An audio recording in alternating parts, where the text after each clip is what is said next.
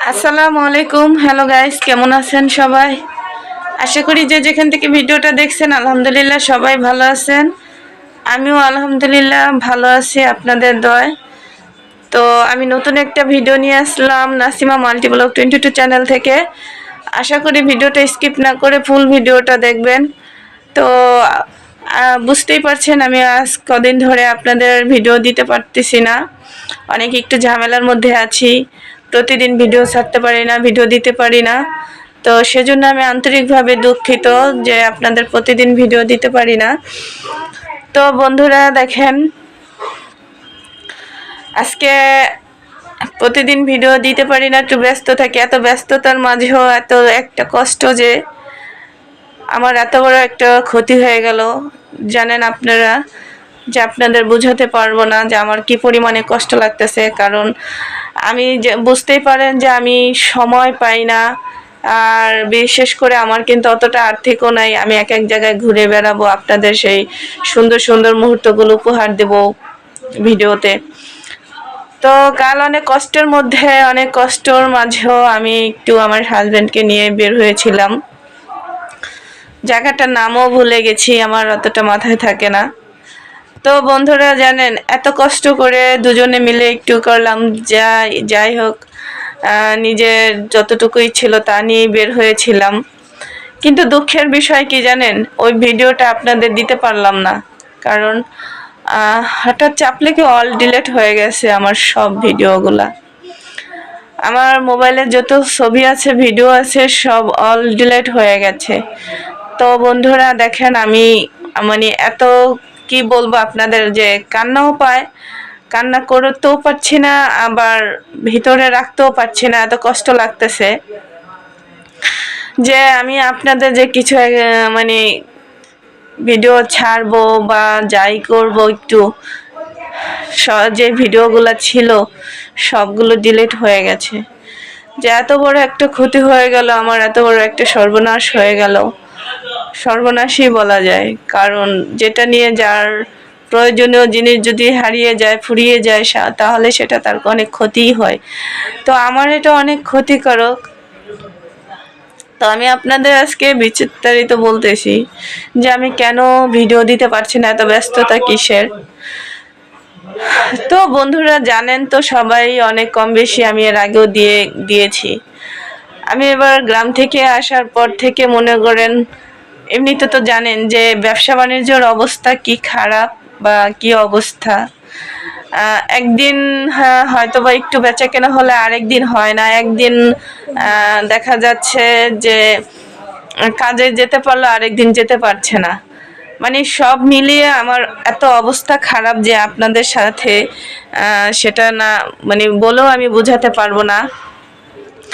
কারণ আমার বিশেষ করে যে বাসায় মেহমান, আর শুধু মেহমান যদি আসতো সেটা তো কোনো ভালোই ছিল। সেটা তো মেহমান তারা মনে করেন শখে আসে না, বেড়াতে আসে না। যদি বেড়াতে আসতো তাহলে একটা কথা ছিল যে মেহমান বেড়াতে আসছে, আনন্দ করি, হয়তো কিছু মতো যা আছে তাই খাওয়াবো। কিন্তু সেটা না, দুঃখ যে এটাই, সবাই পরিস্থিতি শিকার হয়ে আসে আর বিপদে পড়ে আসে।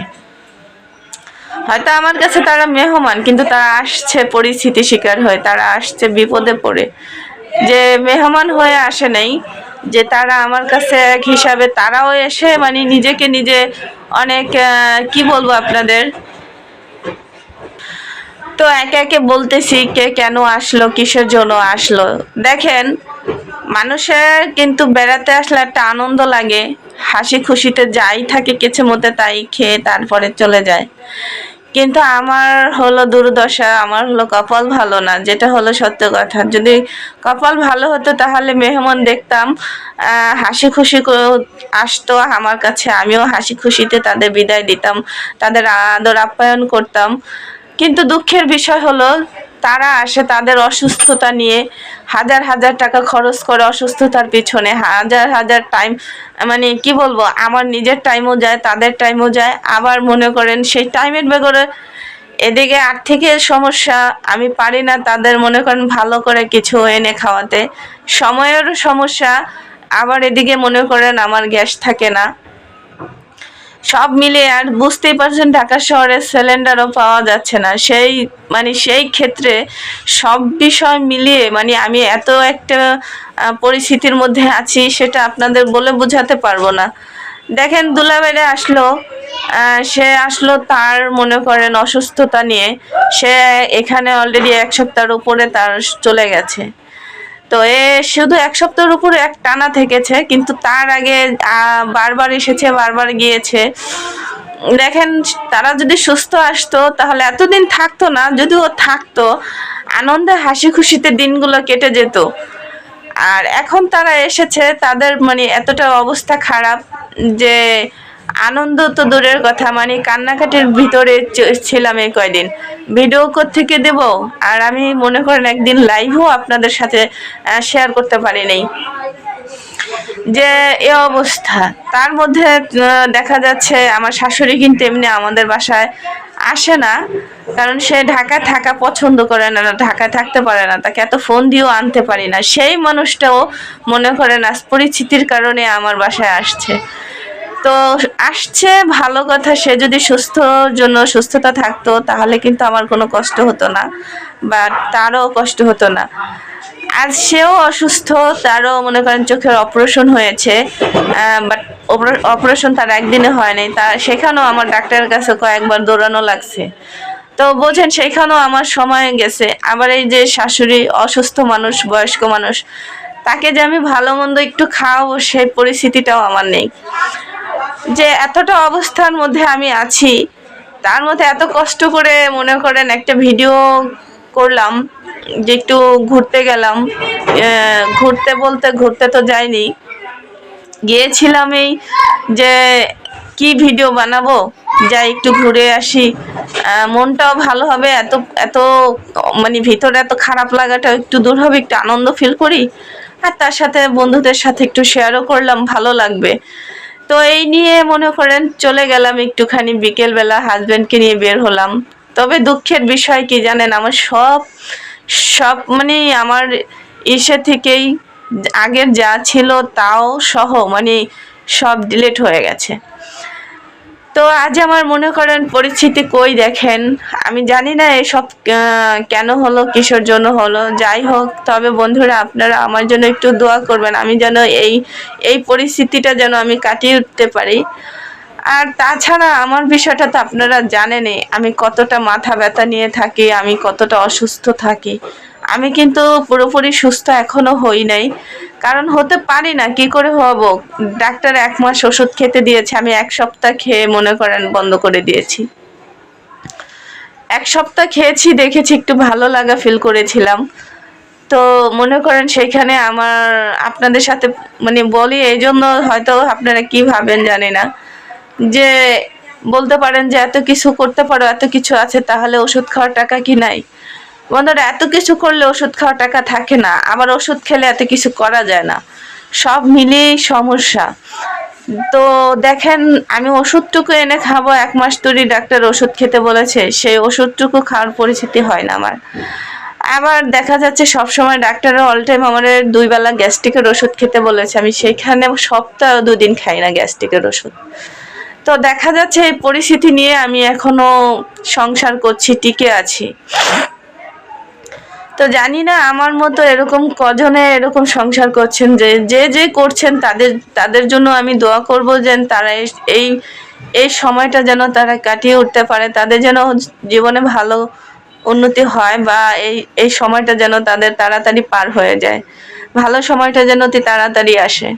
তো বন্ধুরা, আমি আপনাদের কাছে এই চাওয়া আমার, এজন্য বলা যে আপনারা আমাকে দয়া করে একটু সাপোর্ট করেন না, দয়া করে আমার পাশে থাকেন, আমার ভিডিওটা একটু দয়া করে দেখবেন।